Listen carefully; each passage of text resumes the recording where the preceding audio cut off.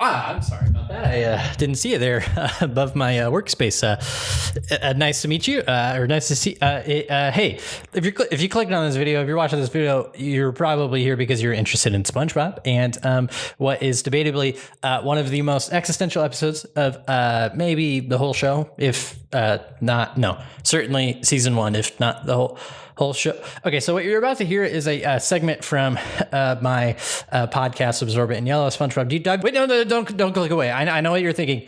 This is just another lame, clickbait plug for some guy's, small podcast. But listen, it's much more than just that. I've isolated just the section where we talk about this episode, Rock Bottom. I hope that you enjoy it. I've got a real-time artist as a guest here with me to discuss it. And it is, I think, very, very interesting. And if you think so too, maybe subscribe to my channel, to the podcast, whatever. I don't care. Let's talk about Rock Bottom.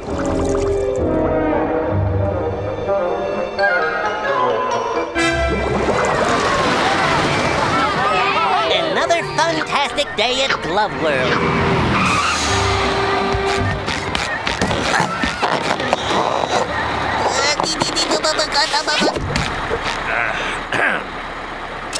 Let me get my wallet. Wait, let me check this pocket. No. Patrick, you got any change? How much do you need? How much is it? 50 cents. 50 cents. Nope. Let me check my other pocket. Forget it! What did you say? Just take your seat! Thanks, mister. Yeah, whatever.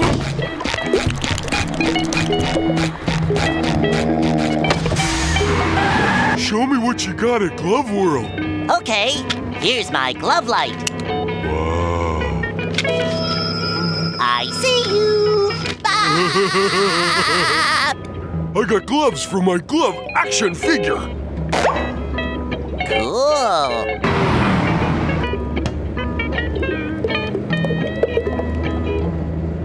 Hey, SpongeBob? Yeah, Patrick? Where's leaving Bikini Bottom? Where did you see that? We just passed the sign. You are now in leaving Bikini Bottom. What? What's wrong, SpongeBob? Patrick, I think we're on the wrong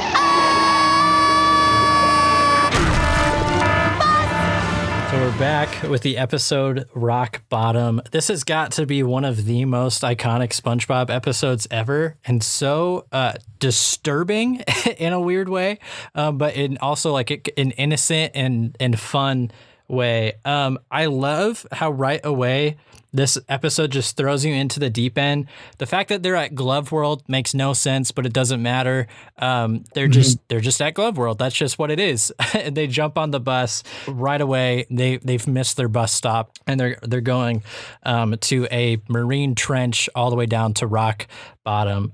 You were talking earlier about how this is just like a perfect example of fears that you actually have as a kid, such as I'm going to get on the wrong bus. Well, it's funny you mentioned that. Doug Lawrence, a.k.a. The voice of Plankton and one of the writers on the show, in an interview said that he came up with the premise of this episode based on real-life experience of being a kid and getting on the wrong bus and not being allowed to get off of the bus with his friends until they circled all the way around the bus route. So just so clever how relatable that is. Yeah, I mean, I have had that experience too, and I really challenge anyone who hasn't been around buses or a city or something like that to not, or anything, to not have had a weird experience like that. I remember the first time, one of the first days I was in Pittsburgh, where I live, and I used to go to school. I got on this bus and I just assumed it would turn around, Right. Because I was kind of I was like, well, if I just get on one side of this, all I had to do was cross the street. But I'm like, oh, if I'm on this, the bus came, and I was like, I'll just ride it around. Right. And then very clearly we came to the end of the line. I realized that was not the case. It doesn't turn around. It doesn't loop. I thought it just went in a big circle all day. That is not what happens. Yeah. And so immediately the bus driver's like, you have to get off. And I was well outside of Pittsburgh, and I walked an hour and a half to get back home or something like that. And I felt like an idiot the whole way because I was just like, how could this not happen? But it dropped me off in the middle of this random place. I had no idea where it was, And so it's super relatable, this experience, but it's also just, I love how this episode right away, it puts you in the experience. They were just at Glove World. They had a great blast there, and you almost want to go back to Glove World. You're Right. like, oh, what was that? But that's not what this is about. This is about having that, high of being in Glove World, at least like from a very little kid standpoint of like being at a amusement park or something like that. And then it's about the ride home, which is a very specific feeling, and it's a very specific premise too. You're tired, you've had a good day. All you want now is to return home. And it's like, it would have been different if they had just gotten on the bus and ended up somewhere else, Like that's not like what the episode's about. The episode's is like about really wanting to go home. I just love the way that immediately the exposition is just like they had fun. All they want to do is get home with all the stuff they had, and they are immediately thrown into a situation they didn't believe in, or like they didn't believe could happen to them, or don't know how to like get past. But I love the feeling it creates, because I remember as soon as this episode would come up when I was a little kid, I'd feel anxious and like worried, Right. Yeah, I love that when you think about this episode when you're a kid, if you ask like, what is this episode about? At least I would answer, this episode is about rock bottom and how he's in rock bottom. But when you revisit the episode, you realize it's really not about that. They don't explore rock bottom at all.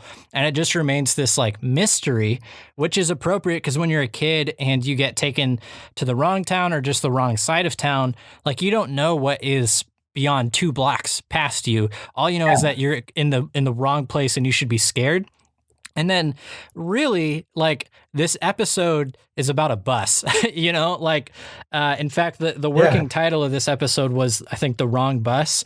And just so genius that the problem of the episode is SpongeBob can't catch a bus, but the, no pun intended, vehicle that they choose to explore that through is that he ends up at the bottom of a marine trench, which is just so visually interesting to look at. No, and it really does. Like, they're like, all right, how do we get SpongeBob into a compromising place, But it's not like he traveled. They don't want to show traveling, or it's not really about traveling or going a long distance. They're like, how could this happen? And they like draw upon a real thing, like a trench, with a whole different ecosystem of creatures and stuff like that. But I remember thinking that like, it was so weird when I was a little kid, that 90-degree angle turn, right? Where they go up into the, or down into the trench. I was like, what is that for? Right. Why is that there? It's perfect, because it just like represents the insurmountable task of getting home when you're lost. It's like Totally. a literal cliff, that you go off. It's a literal trench you're in. And I just love how, it's like one of those things where I remember when I was a kid, I was like, I knew what was happening before it was happening. Like the fact that he couldn't get on the bus, or that every time he went away, like all the frustrations he begins to have with it. I like totally knew that as a kid, like that was going to happen, because I've had those myself. Like the episode is about this non-tangible feeling, which I really love. That's like when nothing works out for, Right. Yeah, that's really perfect how you put that. So, SpongeBob, of course, tells Patrick to wait there. And, at least fortunately for SpongeBob, Patrick's going to be with him the entire time through this episode. Okay, you wait for the bus. Call me if it comes. I'm gonna get a bus schedule. Boy, this place sure is creepy. Hey, SpongeBob, the bus is here!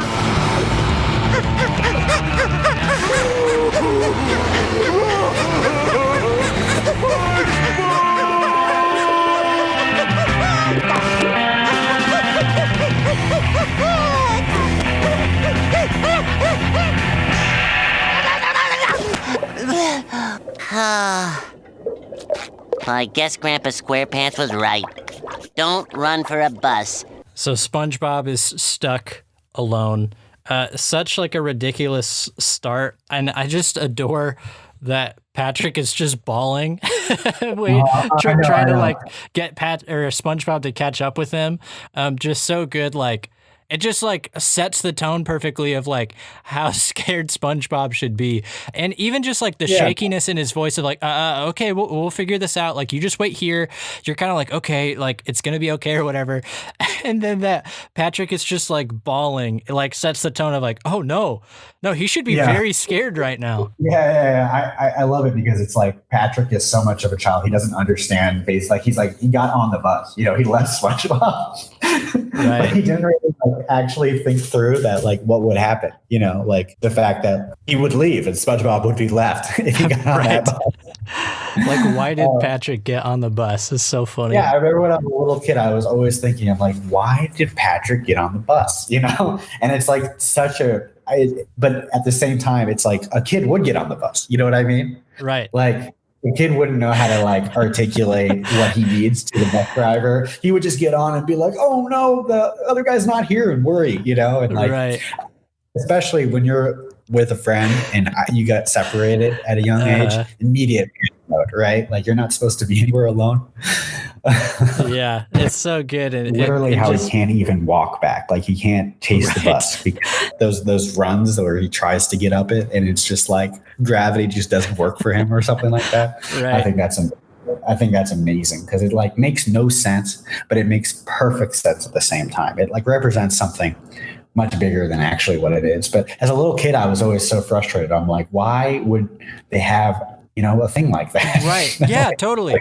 Isn't that funny that that's like such a hard to articulate, but you just feel frustrated by every detail. So the obvious one is that he can't catch a bus, but just the fact that there would be a 90-degree angle, you're like, that's stupid. Why would an architect like design it that way? And I just love every detail, especially in this next like kind of section of the episode. It's almost entirely just visual gags. There's next to no dialogue, and just every detail is meant to feel bizarre and make you uncomfortable and frustrated. Even just the fact that like it's windy and SpongeBob's cold and his face is flapping in the wind is so ridiculous.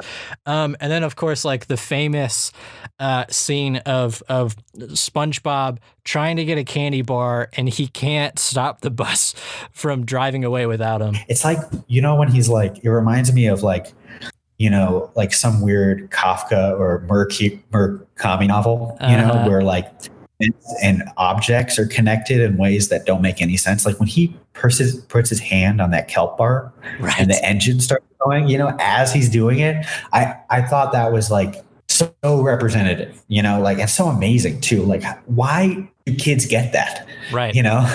Well, and it's just so perfect. Like as a kid, you get that like sometimes others' misfortune is funny.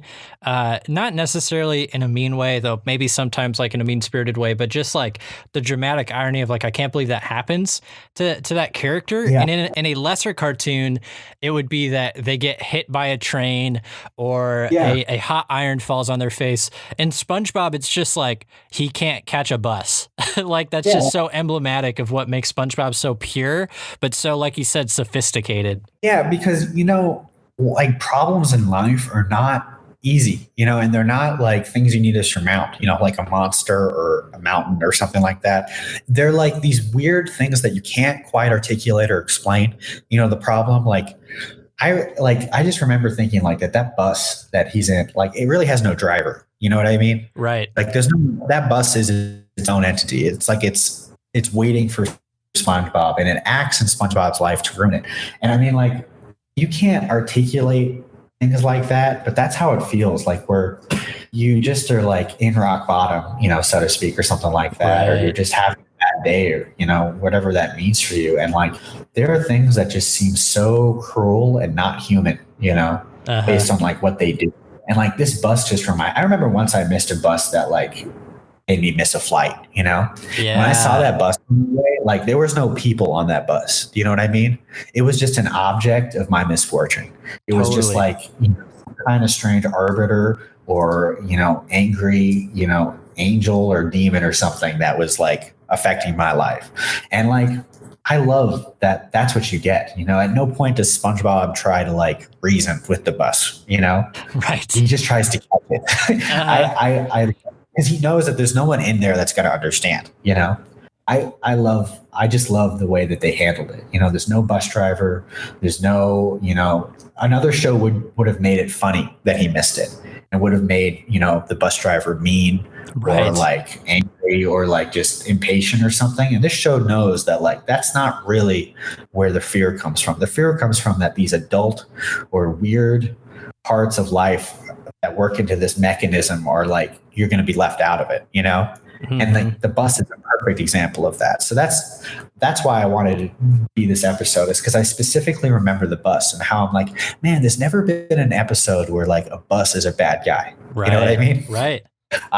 Yeah. And you said it perfectly, where it's like, you're supposed to feel the empathy for SpongeBob. You're not supposed to laugh at what happens to him. Right. You know, and it very clearly, like, you're supposed to watch SpongeBob empathetically. Mm-hmm. And I love that. Yeah, that's so well put. So we were talking in the last episode during ARG how fun it is when you see SpongeBob kind of get pushed back past his breaking point. And SpongeBob gets several points here where like we've all been kids and watched our parent like break in traffic or in line for something. This next line here, we see SpongeBob again, like try to take control, and he's just like lost it and just can't get a break.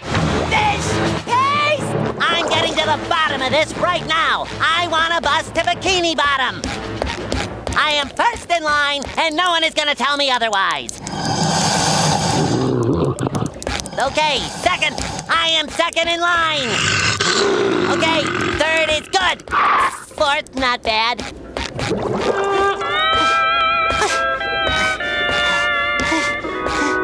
Okay, 329. I am 329th in line, and nobody forget it. So I wrote down here, like, there is always something new to look at in this episode. Like we mentioned earlier, all these fish are just actually based on actual deep sea fish. Obviously, they've been made to look cartoony, but you've got anglerfish, eels, just like so entertaining. And then just like watching SpongeBob, like, I am going to like, you know, rip someone a new one and then just slowly kind of get worn down. But then this next clip, it's very, very short, but just so well observed of when somebody loses it in public and kind of the voyeurism of people staring at them, but then quickly trying to pretend like they didn't even notice.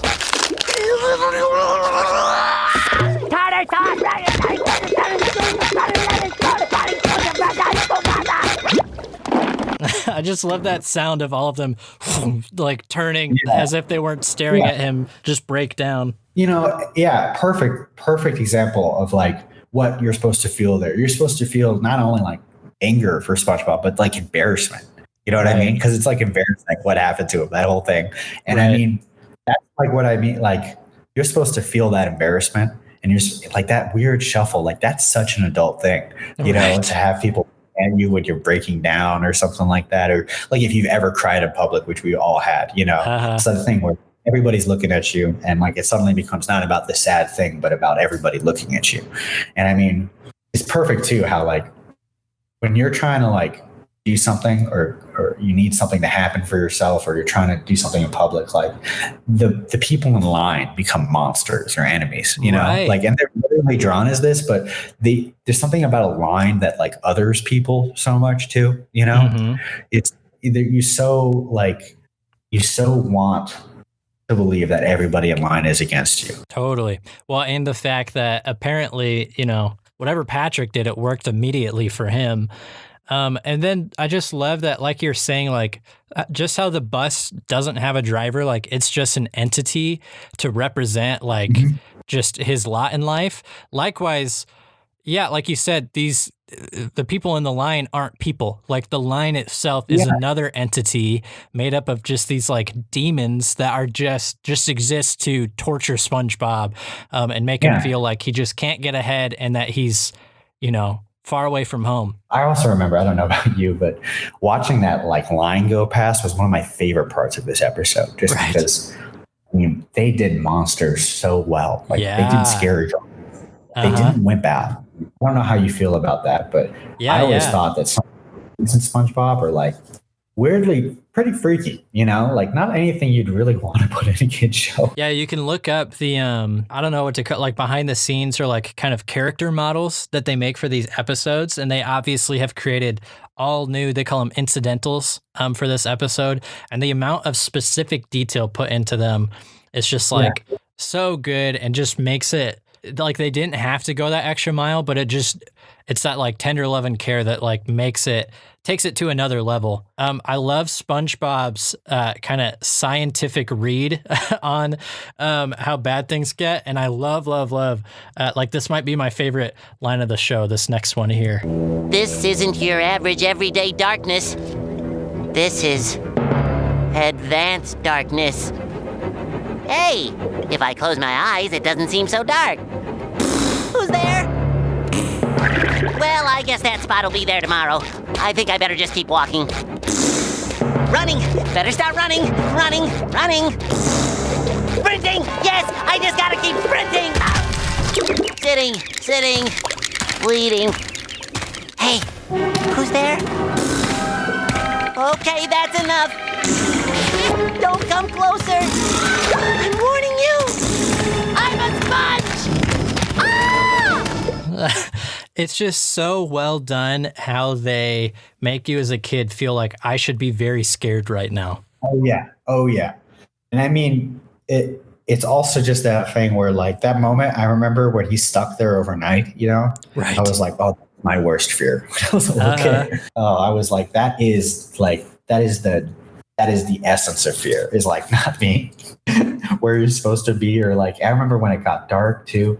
And I love that. I never really like, you don't get, when I was a little kid, I just didn't get how everyone was so unhelpful. Right. I was like he clearly doesn't belong here. Why is no one helping him? Right. And I remember as you get older, you start having those experiences where it's like, no matter what, no one's going to help you. You have to just get it done yourself. I love when he's like trying to talk to that guy. And I mean, every little thing goes wrong with him, right? Like the language, he has an accent that's difficult for them to understand. So they can't even really understand him. But then at the same time, and it's called an accent, which is hilarious because they're so good at saying like, oh, this accent is inhibiting, but it's also just a dumb thing that you should look past, because it's like a little, it's literally just a little, a little piece of like gross, dumb lexicon or something like that that's just around.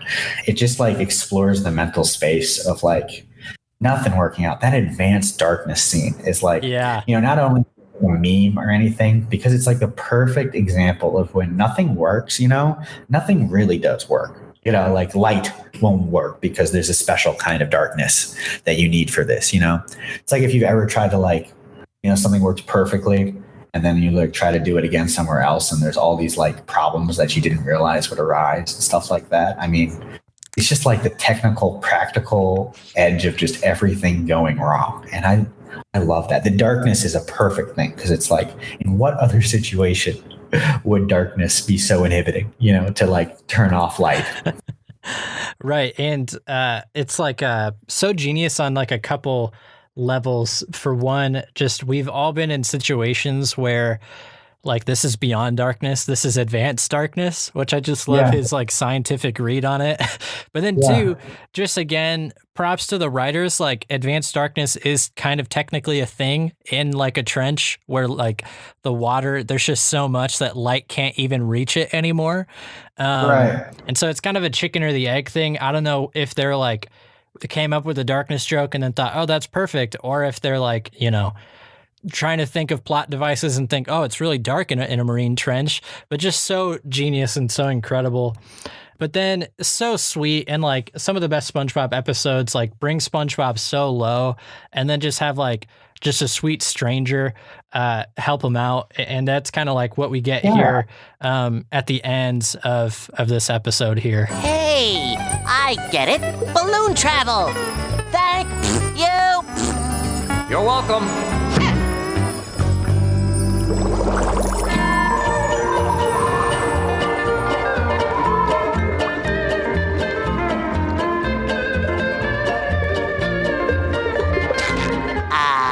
Home at last.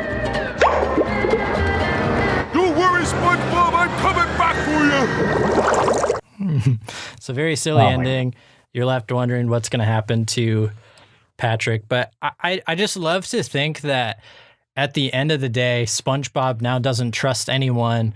And of course, his saving grace would be another person being a SpongeBob, just like out of the goodness of their heart, chasing down the balloon to help a stranger out. Yeah, and I mean, like, the whole idea too that, like, he was not wrong, like, right. He was wrong to try to seek help. He wasn't naive, sometimes things just do not work. And like, that's the perfect way to say that is like one of these things he thinks is useless, one of these attempts to like talk to someone or have someone help him. Like the most useless one where this guy just chases after his balloon is the one that saves him, and it's like that idea that, even if things go wrong at one point doesn't mean that they won't go right the next time, Totally. and that you should trust your better instincts. Cause it's like truly SpongeBob's better instincts that like save him, Right. He can't force his way out of there. He has to like ask for someone to help. And then when it goes right so quickly. Like literally he blows a balloon up and it takes him directly home. There's no bus schedules or like waiting in line or anything. It happens quickly. And I love it because it's like daybreak, right? When he gets over that hump and everything. And I remember it being such a relief when that happens and just being like, he was right. Like he wasn't wrong. Cause the whole time I was watching this, I was just like, what, can he win? Is this a world in which like SpongeBob is just like ill suited to be, a person or anything like that? It's like not true. His kindness and his like kind of belief in people around him really did in the end save him. It's just also that like when things go wrong, they go wrong. Right. I love that because I mean, I think that was like one of those things that's like hard to believe when you're a kid. It's like when things are bad, you're like, it won't ever get better. Right. Time seems so far away and like you can't imagine things being fixed and things like that. But man, does it really, like, if you give stuff time, things really can make themselves better. And, it's such a sweet ending. And I think like at the time I thought it was such a random one where they just needed to end the episode, Totally. But like when I rewatched it, I was like, oh no, it's like so specifically designed that his like first, most naive, thing that he did, which was like ask someone just around him for help, was the right move, Right. I really love that. Yeah. You kind of think throughout the episode, like the episode literally starts off with SpongeBob is enamored with gloves. He's leaving a theme park built around gloves, and he tries to get by just like asking for help. And you think like, is the lesson that like quit being a SpongeBob because there are no other SpongeBobs. You're on your own. You're screwed. Right. But then by the end, what is the thing that saves him? One, his childlike wonder for the world, literally the glove. And then two, like there are other SpongeBobs out there. You just have to keep going once you've hit rock bottom. You will make it over that 90-degree hill. And then in just like the most magical, peaceful way, like ukulele playing, sunrise. Like he doesn't just like get a ride back. He flies through the air and just like gracefully lands back in Bikini Bottom in front of his house. And I don't know, this might be me just like pulling it out of nowhere, but I can't help but feel like I don't know if I want to say like Alfred Hitchcock or George Orwell, but like kind of like a sci-fi short story ending where he just goes through the looking glass on this bizarre adventure, and his one evidence of this adventure pops at the end. And now he's just like back at his home, like normal, And it was so perfect, right? It popped right as he got on the ground, right as he was home, And I mean, it's just like sometimes the winds of fate or luck or chance or whatever you'd like to call it are just on your side, and sometimes they're not, and sometimes they're against you in ways that are so, they're so vague that you just can't help but think that there's like an entity, that like is like against you, or that there's like some kind of literally something pulling you towards rock bottom. But then when you get out of it, it happens so quickly and so easily. And the glove pops right then. And it also, I love, like, the glove thing is just so funny, you know. And Right. it's definitely an artistic gesture just to be like, oh, just such a meaningless carnival, you know. Totally. But it truly is. You're right. I didn't think of it like that with the glove, but that meaningless, obvious kid thing to do, you know, for them, where Totally. it's just like, why do you like this? You know, it's so like important to him. You know, it like helps him get home. That's so good. Ordinarily, at the end of the podcast, I would ask my guest what made you pick this episode, but I don't know if there's anything more to add. No. So I'll just kick it over to you to have the final word. Yeah. Any other closing thoughts on this episode or just SpongeBob in general? I don't know. I'm an artist, and so much about art is like about telling stories and saying things that, you know, are difficult to say in words, you know, or maybe impossible to even say, you know, general things and ideas that, you know, they don't, for some reason, you know, the medium of words don't work so well.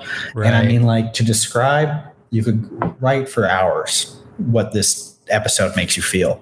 And I think that's like the real beauty of SpongeBob, is that even though it's like all the ideas are so simple, and, you know, the premise itself is a very silly premise, but they truly do find a way in such a small amount of time, and then with such seemingly, you know, like silly, devoid of realism characters, they really do get these really complex human emotions that I don't know what other better way there is to tell that thing, you know, or give that idea than how SpongeBob does it. And I know that's silly, but for kids at least, I think it was a great tool. I looked back on SpongeBob a lot in my life for advice, which is something I will not say about nearly any other program.